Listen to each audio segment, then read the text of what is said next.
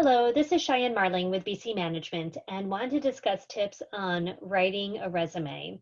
Now, there are certainly resumes that can get you in the door and resume formats that will absolutely not get you in the door. And it's important to note that you want to convey enough information in your resume to get the opportunity for an interview to provide more information. Your resume is not meant to be the all of every bit of information you can possibly ever provide. So you want to give enough information and have it tailored to the job description and the career path that you're looking for. So to get started, things to consider when writing a resume.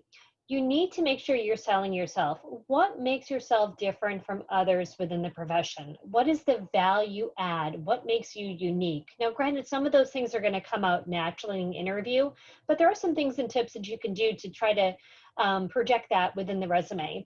You certainly want to trim down and be concise. If it's more than 4 pages or more than 2 or 3 pages, it's way too much information. I understand that individuals want to show the progression within their career, and that's great, but honestly, usually more than 10 years, anything past 10 years is not going to be applicable to your current where you are currently within your career. So for example, if you were perhaps a project manager and then you moved into business continuity management, the PM experience isn't going to be relevant to what you're looking for in a job at this present time. Same can be said for someone who might have been health and safety or risk management and other business continuity. So there's certain things that you can cut out of your resume, especially if it's over 10 years old. It's not going to really matter at the end of the day. And quite frankly, it's too much to read. I always find that my companies really prefer the chronological format. If you have a resume that's not chronological, that's not showcasing the years and the companies, when you were employed and so forth, they're going to question if there's any gaps. They're going to question if there's something that you're hiding, and why are you not showing the date. So if you are unsure about the dates that you have or maybe potential gaps in your resume, you can always put that into the bio or within a cover letter of what may have transpired during that time. But it's certainly something that you don't want to hide or not convey it. Be very transparent in the actual resume itself. You want to make sure the format is easy to read. You want to keep their attention. If they take one look at your resume and their eyes start to pop out, you're going to lose their attention right away. So you want to keep their attention, get their attention at the very front of the resume with keywords, action items, and then have the resume flow and be concise with bullet points to keep their attention and want them to keep reading the resume as well. You want to use numbers, really make sure that you quantify what you've done. So if you developed a program within so many months or time frame, meeting the auditor's expectations, did you activate a program and save the company money, downtime, whatever it may be. You want to try to utilize numbers to quantify your accomplishments and what you've achieved in your previous positions. You want to use keywords, action phrases, things that you've done, verbs, and you want to also make sure that you're utilizing multiple keywords, because in business continuity, there's a lot of words that are used as far as business continuity, emergency management, crisis management, resiliency. And there are certainly disciplines on the outskirts, such as supply chain resiliency, that's incredibly marketable, third-party risk management, crisis management communications. So if there's certain credentials and competencies that you've had throughout your career, you want to sprinkle some of that terminology throughout your resume as well. And again, accomplishments are really important to note. And I really suggest to have, your employer, dates of employment, your job title, responsibility, bullet point, bullet point, bullet point, and then your accomplishments under that job, bullet point, bullet point. And make sure you highlight your leadership skills. If you've ever presented, or have you presented at a few conferences, have you served as a leader within a related association? Those leadership skills are crucial, because companies, again, are looking for leaders who are going to champion their program, and they want to see that leadership expertise within the profession itself.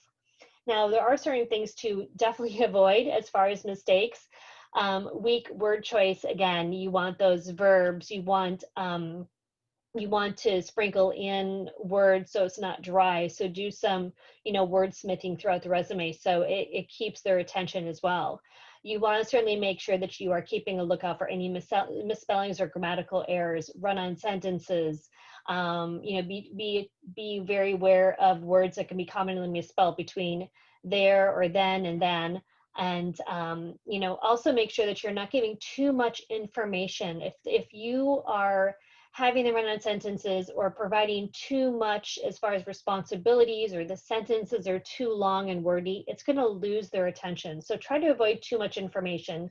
Make sure you double check all dates, because human resources, they will always look through your chronological work history. So your, beginning date to end date, and look for gaps. And it is, as long as the gaps aren't too far in between, and there's reason behind it. But if there's a lot of gaps going back to back, or if you're continuously with employer for one here, there, and one here, there, that's certainly going to raise an eyebrow. So, you want to make sure if there's certain things that transpire throughout your work history, that you perhaps utilize the cover letter to help explain that as well. You also want to make sure that you never lie within your resume. The key areas that individuals will tend to lie will be if they have a degree, they'll fudge that, or they'll fudge certification, the CBCP. And I can't tell you how many times companies have gone and verified through the DRI or BCI a certification. So you want to make sure that whatever you have on your resume,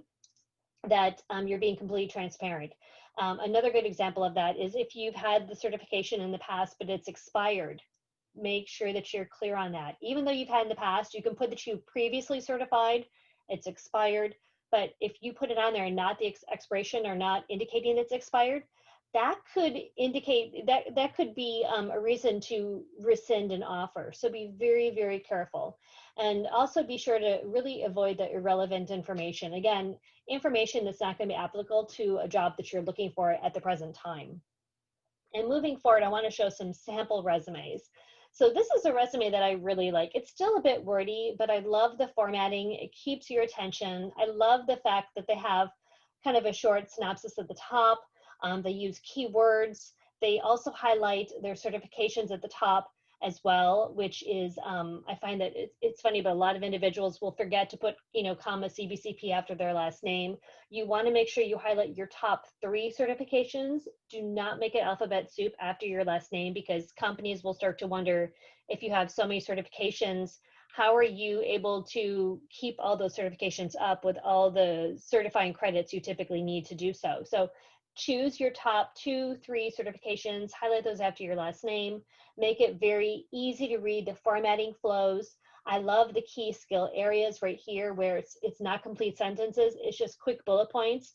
Here's an opportunity. Again, this resume is a little bit outdated, but you can obviously put, crisis management, event impact management, pandemic planning, global business continuity planning expertise, driving executive engagement, championing program, things like that, keywords that really drive and keep their attention and want them to get to read more through the resume.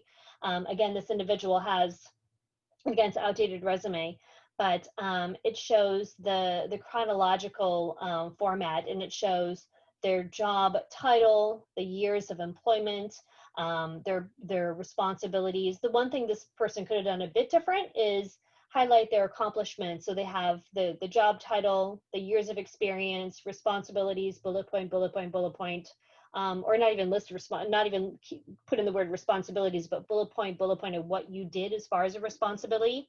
And then underneath accomplishments, bullet point for the business position as well. The second page of the same resume, you can see that they kept it concise. It's down to 2 pages. They highlight their education as far as their degree, the fact that they have the certification, any affiliations that they had as well, and awards. So that's really, and if you did have a leadership position, you could also put that. It could be leadership/awards, and you can indicate how you've served as a leadership position within the community as well. Now, here's another sample of a resume that's just too wordy. You look at it and your eyes just start to go crisscross. It's just too much information. The formatting isn't flowing. It's really on top of each other. Granted, it has a nice quick synopsis at the top, but I think the one before with the quick the quick just 3 words is much more concise and gets the attention a little bit more. And this is just, like I said, really on top of each other. So it's really a challenge to read through this. And quite frankly, human resources or hiring managers are going to be scanning the resumes, and this is a little bit too much of a challenge to scan. Also, they have their if the person was certified, they have certifications right there, but it's you want to make sure that it's easy to read and easy to lay out. So that's an example of what try to not to do. Even this is down to 2 pages. They went way back in their work history, and again, the expertise was not even relevant to where they are currently in their career. So I hope you take these tips to mind. Please feel free to reach out to us if you have any questions on your resume, what you can be doing differently. And again, it's really enough to get you in the door for an interview. It's not the be all of everything. I do tell all my candidates that sometimes it's good to have maybe 2 or 3 copies of a resume, especially if you are very much in between business continuity, risk management, business continuity, crisis management, business continuity, cybersecurity. You could have a blended resume and one that's more geared towards either discipline, things to take in consideration. I hope you find this information helpful. Please feel free to visit us at our website, contact any of our associates, download any of our complimentary research, and thanks so much. Bye.